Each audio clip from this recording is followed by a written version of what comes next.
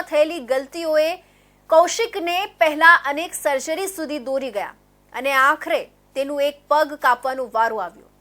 આમ છતાં સારવાર દરમિયાન કૌશિકના જીવ બચી શક્યા નહીં.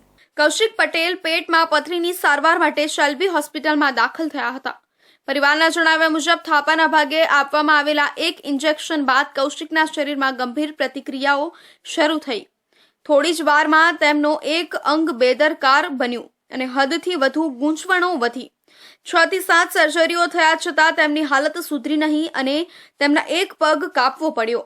કૌશિક પટેલની સારવાર માટે પરિવારે આશરે 20 લાખ રૂપિયા ખર્ચ કર્યા, પરંતુ તેમ છતાં તેઓ કૌશિકને બચાવી શક્યા નહીં.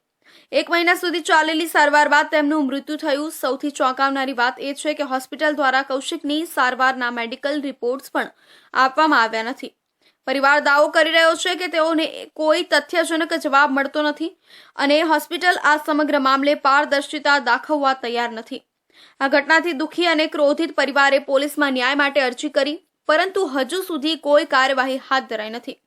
હોસ્પિટલ અને તબીબોની બેદરકારી અંગે નવસારી એસપી કચેરીમાં લેખિત અરજી પણ કરવામાં આવી છે, પણ તપાસમાં કશું જ આગળ વધતું ન હોવાને કારણે પરિવારે હવે મીડિયા સમક્ષ રજૂઆત કરી છે. મૃતક કૌશિક પટેલની બહેન સોનલ પટેલ કહે છે કે અમે પથરીની સારવાર માટે ભાઈને દાખલ કર્યો હતો અને અમને શું ખબર કે હોસ્પિટલમાંથી બહાર જ નહીં આવે. પગ કાપી નાખ્યા પછી પણ અમે આશા રાખી હતી કે તે જીવશે, પણ અંતે તે બચી શક્યો નહીં. અમે હવે સરકાર અને પોલીસ પાસે ન્યાયની અપેક્ષા રાખીએ છીએ. પરિવારે ચેતવણી આપી છે કે જો પોલીસ દ્વારા યોગ્ય કાર્યવાહી નહીં થાય તો તેઓ ગૃહ રાજ્યમંત્રી સમક્ષ પણ આ મામલે રજૂઆત કરશે. આ મામલો માત્ર કૌશિક પટેલના પરિવાર માટે નહીં, પરંતુ આપઘાત સપાટી સુધી પહોંચેલા તબીબી ગફલતોનો મોટો ઉદાહરણ છે. એક સામાન્ય પથરીની સારવાર માટે દાખલ થયેલા દર્દીનો પગ કાપવાનો વારો આવે અને અંતે તેનું મોત થાય તો આવા ભોગવટા માટે મેડિકલ સિસ્ટમ જવાબદાર છે કે નહીં? આવી ઘટનાઓ સામે આવતી રહે તો દર્દીઓ કેવી રીતે ડોક્ટરો અને હોસ્પિટલો પર વિશ્વાસ રાખી શકે?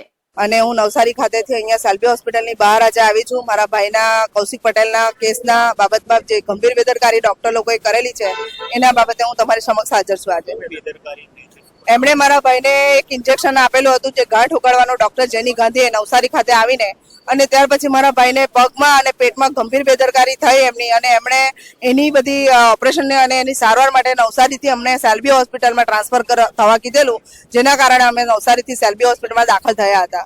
મારા ભાઈને પેટમાં દુખાવાની તકલીફ હતી અને એને ગાંઠની તકલીફ જે હતી તેનું નિદાન કરાવવા માટે અમે અહીંયા દાખલ થયેલા હતા. હવે જોવાનું એ રહેશે કે સરકાર અને પોલીસ આ મામલે કેવી કાર્યવાહી કરે છે કે પીડિત પરિવારને ન્યાય મેળવવા વધુ સંઘર્ષ કરવો પડે છે.